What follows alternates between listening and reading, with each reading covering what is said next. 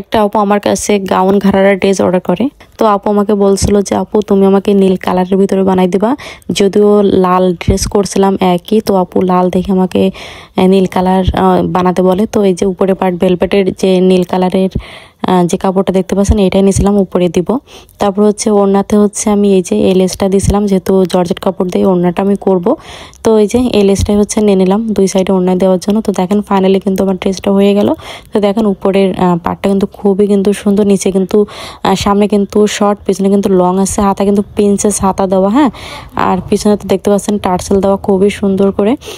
আর হচ্ছে এটার কিন্তু উপরের কাটনিটা কিন্তু খুবই সুন্দর, একটু রাউন্ড করে কোমরের কাটনির ওইখান থেকে রাউন্ড করে কাটনি। আর নিচে তো দেখতে পাচ্ছেন ঘাড়াটা খুবই কিন্তু সুন্দর, দেখেন এই যে ঘাড়াটা।